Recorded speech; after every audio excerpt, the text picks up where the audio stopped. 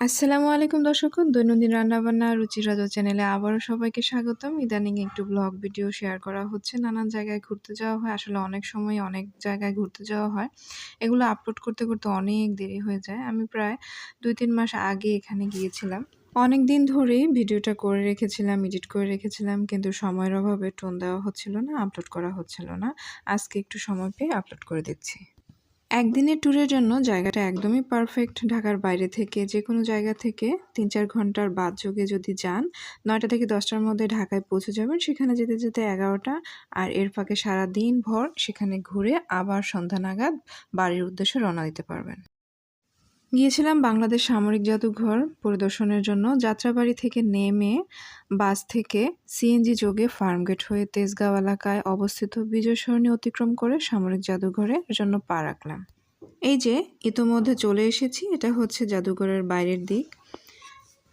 জাদুঘরটি বাংলাদেশ সেনাবাহিনী কর্তৃক নিয়ন্ত্রিত হয়। বাংলাদেশের সামরিক বাহিনীগুলোর ঐতিহ্য, ইতিহাস, সাফল্য সংক্রান্ত নিদর্শন, বিভিন্ন অস্ত্রশস্ত্রের নানান রকমের সংগ্রহ নিয়ে জাদুঘরটি সাজানো হয়েছে। এটা মূল ভবনের চারপাশের এরিয়াটা একদম খোলামেলা পরিবেশ, হাঁটার জন্য খুবই সুন্দর একটা জায়গা। ঝলমলে রোদ ব্যতীত এই জায়গাটা হাঁটার জন্য খুবই উপযোগী। গিয়েছিলাম অক্টোবরের শেষের দিকে বা খুব সম্ভবত পূজার বন্ধের মধ্যে।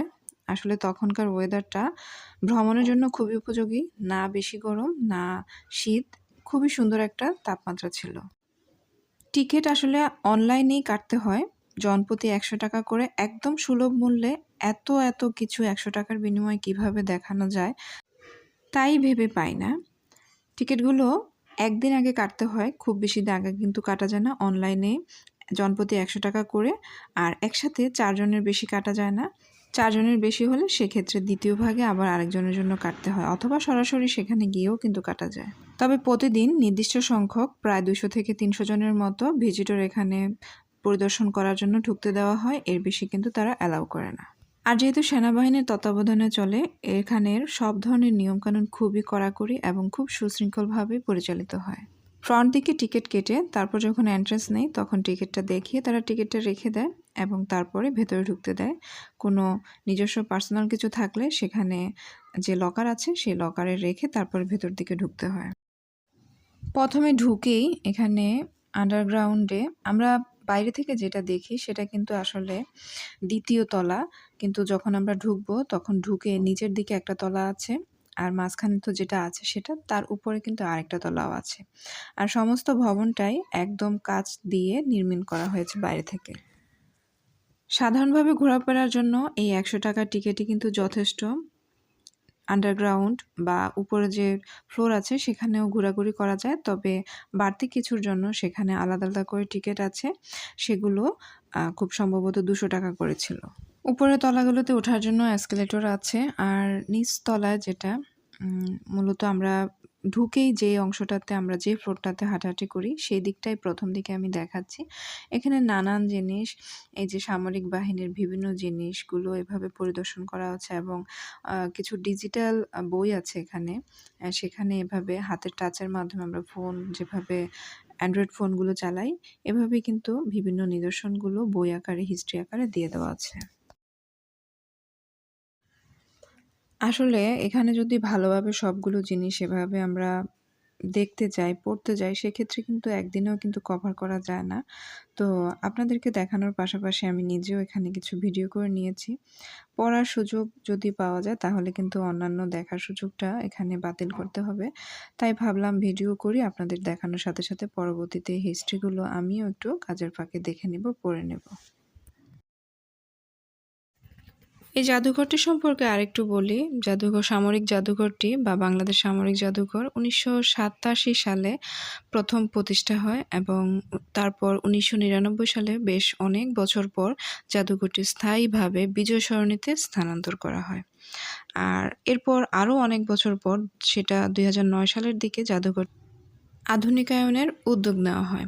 এরপর অনেক বছর পর ২০২২ সাল, খুব বেশি কিন্তু না, করোনার পর এই সামরিক জাদুঘরটি বর্তমানে যে রূপ দেখছেন সেইভাবে উদ্বোধন করা হয়। আর তারপর থেকে এখানে দর্শনার্থীদের ভিড় লেগেই থাকে। আশা করব আপনারাও কাজের ফাঁকে কোনো একদিন এই জায়গাটা বা এই দর্শনীয় জায়গাটা ভ্রমণ করে আসবেন।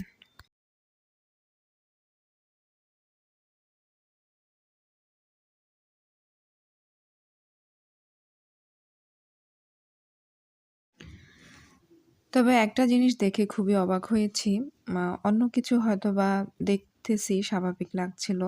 এখানে আগের দিনের ইটালিক টাইপের কিছু লেখা, যেটা আমরা সচরাচর বইয়ে দেখি একটু বাঁকা করে লিখে। তারপর কিছু কার্সিভ লেখা ইংরেজির, আমরা সেগুলো একটু বাঁকা, বাঁকা করে লিখি। হয়তোবা আমাদের পূর্বপুরুষদের কাছ থেকে কিছু, কিছু শিখেছি। কিন্তু এখানে দেখে অনেকটাই কিন্তু আমাদের কার্সিভ লেখার সাথে পার্থক্য দেখা যাচ্ছে। সেই কত শত, শত বছর আগের এই কার্সিভ লেখাগুলো, ইতালিক লেখাগুলো বা ওই সময়ের যে নথিগুলো ছিল, ফাইলগুলো ছিল, এগুলো আমাদের জন্য রেখে দেওয়া হচ্ছে জাদুঘরে। যাতে করে আমরা বা আমাদের পরবর্তী প্রজন্মরা দিনের পর দিন, বছরের পর বছর তারা এগুলো দেখতে পারে।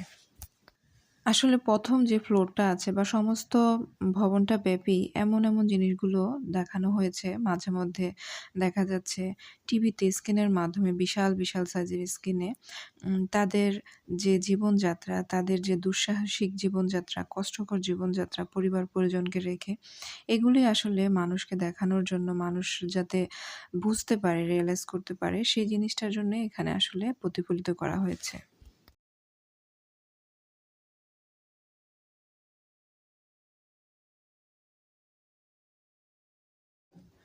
পুরো ভবনব্যাপী কিন্তু বিশাল, বিশাল সাইজের এলইডি টিভিগুলো লাগানো হয়েছে।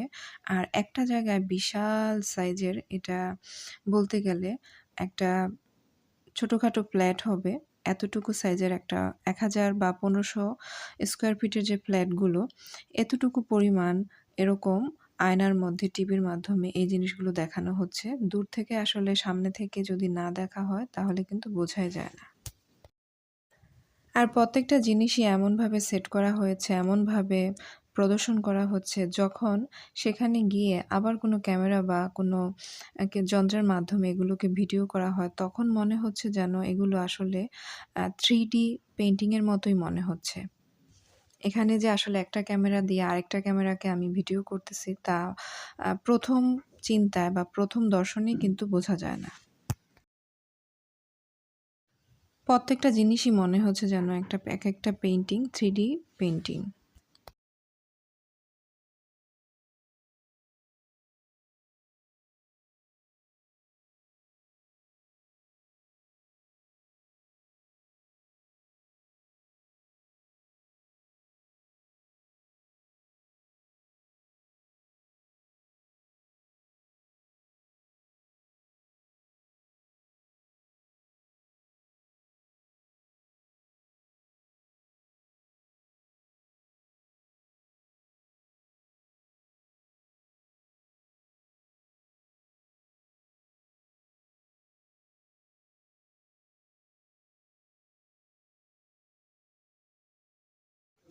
এই যে এখানে আরেকটা বড় স্ক্রিনের মধ্যে তাদের যে দুঃসাহসিক জীবনযাত্রাগুলো, সেগুলো কিন্তু ভিডিওর মাধ্যমে কন্টিনিউ এখানে চলতেছিল একটার পর একটা। আর এমনভাবে প্রদর্শন করা হচ্ছিল যেন পুরো রুমটাই এই ভিডিওর মাধ্যমে যেভাবে কাঁপতেছিল, সেভাবেই মনে হচ্ছিল কাঁপতেছিল। আর কিছুক্ষণ পরপরই একটা, একটা করে সিন পাল্টাচ্ছিল আর নতুন করে আরেকটা সিন আসতেছিল। ৳১০০ র বিনিময়ে এত, এত কিছু সত্যি কি ভাবা যায়? জি, অবশ্যই ৳১০০ র মধ্যেই এতটুকুই সম্ভব। এই জায়গাটার মধ্যে দাঁড়ালে আসলে কতক্ষণ যে ০.৫ ঘন্টা ১ ঘন্টা ফুরিয়ে যাবে আপনি কিন্তু বুঝতেই পারবেন না। আপনি একটা মোহর মধ্যে চলে যাবেন।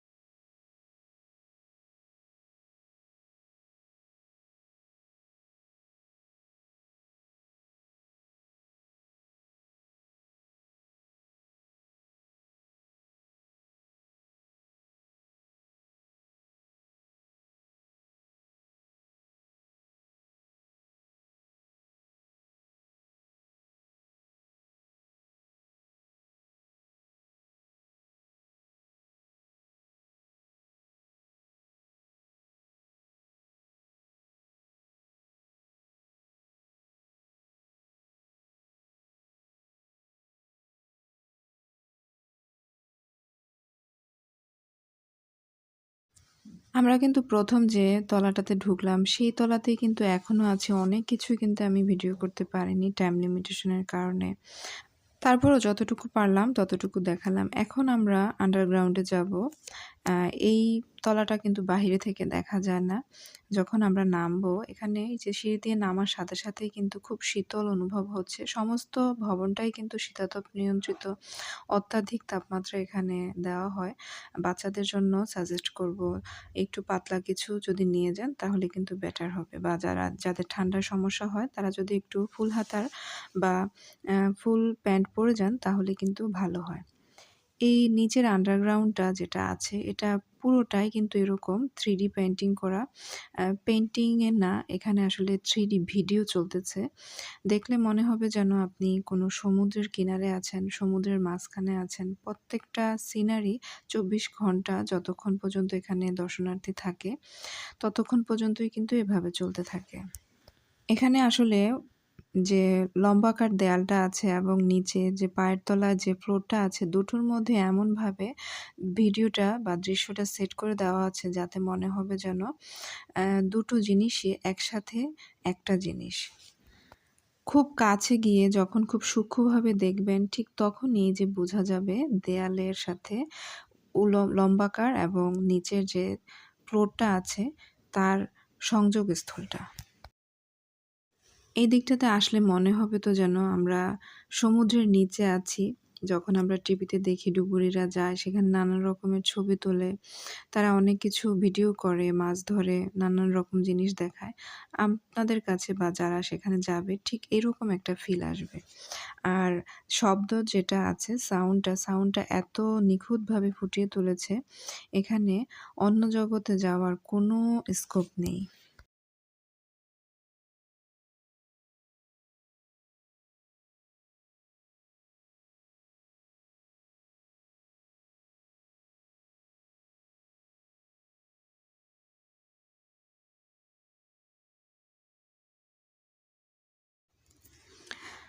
আর এখানে একটা জায়গার ভিডিও করা নিষেধ। তারপরেও আমি একটু চুরি করে ছোট করে নিয়েছিলাম। আসলে শিপের মধ্যে বা যারা আন্ডারগ্রাউন্ড এরকম পানির নিচে কাজ করে তাদের আ লাইফটা কেমন হয়? ছোট্ট একটা রুমের মধ্যে থেকে তারা সবকিছু কন্ট্রোল করে।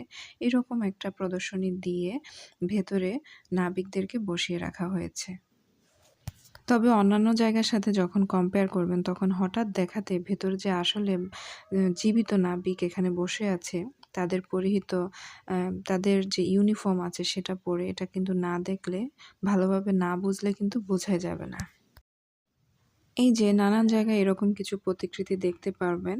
এই যে তারা মনে হচ্ছে যেন একদম জীবন্ত মানুষ। তারা সার্ভ করতেছে। তারা সৈনিক, বড় ধরনের অফিসার দাঁড়িয়ে আছে তাদের ইউনিফর্মটা পরে। তারা একজনের সাথে আরেকজন মনে হচ্ছে ছবি তুলছে, এমনই মনে হবে। এত সুন্দরভাবে তাদেরকে ফুটিয়ে তোলা হয়েছে। আসলে তারা কিন্তু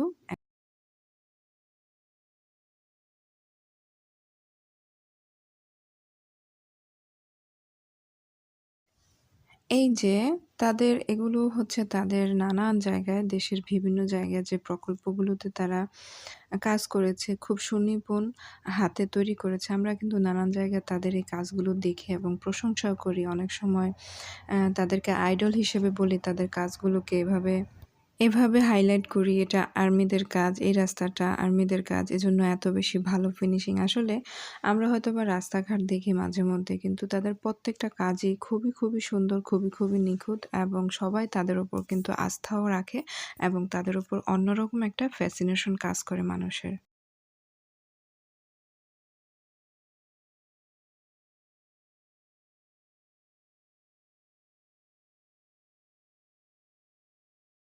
তো সিঁড়ি দিয়ে উপরের তলায় উঠলাম। সেখানে আরো এরকম সুসজ্জিতভাবে সাজানো হয়েছে তাদের যে অস্ত্রশস্ত্রগুলো ছিল, বৈধ অস্ত্রশস্ত্র এবং তাদের আ একদম আমরা যেমন পূর্বপুরুষদের নামগুলো বিভিন্ন জায়গায় লিখে রাখি, তারাও এরকম তাদের নামগুলো নানান জায়গায় খুব সুন্দরভাবে লিখে রেখেছে এবং তাদের যে ট্রাঙ্কগুলো, এই ট্রাঙ্কগুলো আসলে আমরা কিছুদিন আগেই মনে হয় টিভিতে একটা বিশেষ কারণে দেখেছি। তাছাড়া সচরাচর এই ধরনের যুদ্ধবিমানগুলো কিন্তু আমাদের চোখে পড়েনি কখনো, আসলে পড়ার কথাও না। তবে ভবনের এই দিকটাতে আমার কাছে মনে হয়েছে একটু আলোর ঘাটতি রয়েছে। যেহেতু আসলে প্রদর্শনের জায়গা মানুষ দেখবে। এখানে একটু দেয়াল থাকার কারণে বা অফসাইড থাকার কারণে একটু অন্ধকার। এখানে যদি আরেকটু আলোর ব্যবস্থা করা হয় তাহলে মনে হয় যেন ভালো হবে।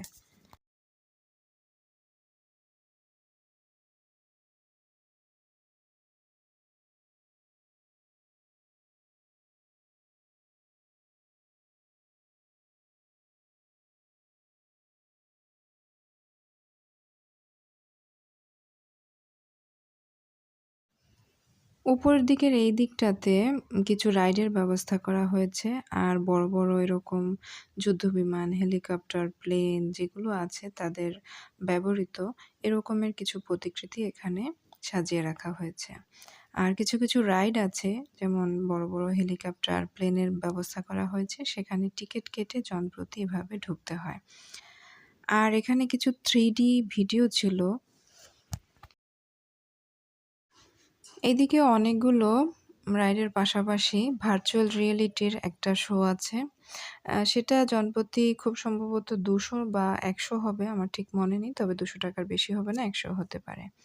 তো এটা দেখার জন্য একটু শক্তপোক্ত হয়েই বসতে হয়। কারণ এখানে এমন কিছু দেখানো হয় যখন কিনা শরীরে ঝাঁকুনি লাগতে পারে তখন চেয়ার থেকে পড়ে যাওয়ার সম্ভাবনা থাকে। আর এগুলো শেষ করে একটু ফাঁকে দিয়ে লাঞ্চ করে নিলাম।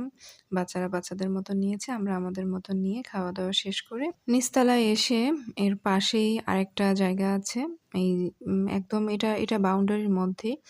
এদিক দিয়ে 3D আর্ট গ্যালারিটা আছে সেটা একটু পরিদর্শন করে আসলাম। আর এই দিকের একটু ব্যাকগ্রাউন্ডটাও দেখিয়ে দিলাম আপনাদেরকে। এরিয়াটা অনেক বড়। এর ভেতরেই কিন্তু নিজস্ব রেস্টুরেন্ট আছে। আর এখানে কিন্তু একটা নিয়ম, বাইরে থেকে কোনো কিছুই ১ বোতল পানিও কিন্তু নিয়ে ঢোকা যায় না। রেস্টুরেন্ট আছে, সেখান থেকে রেস্টুরেন্ট থেকে সবকিছু নিয়ে খাওয়া যাবে। ছোট বড় সকলের জন্য সবকিছু এভেইলেবল আছে। আর পাশে এরকম একটা ব্যাকগ্রাউন্ডের পাশেই এখানে সমাবেশ হল আছে, 3D সিনেমা হল আছে, সেগুলো দেখা যায়। আর ৳২০০ জনপ্রতি টিকেট করে এখানে 3D আর্ট গ্যালারিটার জন্য আলাদা আরেকটা ছোট্ট করে ভবন আছে, দোতলা, ৩ তলা, সেখানে ভ্রমণ করা যায় বা পরিদর্শন করা যায়। এখানে ঢুকতেই জুতা খুলে আ একদম ওয়ান টাইম কিছু পাদানি আছে। এরকম ব্যাগ পরেই কিন্তু ঢুকতে হয়। তবে হাঁটার সময় একটু সাবধানে হাঁটতে হবে। ছোট বাচ্চারা অনেক সময় স্লিপ কেটে পড়তে পারে, সেদিকে খেয়াল রাখবেন। এখানে আসলে প্রত্যেকটা পেইন্টিংয়ে এমনভাবে আ ফুটিয়ে তোলা হয়েছে। আবার এখানে যখন ছবি তুলবেন, ছবি তোলার জন্য নির্দিষ্ট পয়েন্ট ওরা আইডেন্টিফাই করে দিয়েছে, পয়েন্ট আউট করে দিয়েছে। সেখানে দাঁড়াবেন এবং যখন ছবি তুলবেন ঠিক সেভাবে সেই পয়েন্টে যদি দাঁড়ান তাহলে বোঝা যাবে না আশেপাশে অন্য কিছু আছে এবং আপনাকে মনে হবে ওই ছবিটারই একটা অংশ।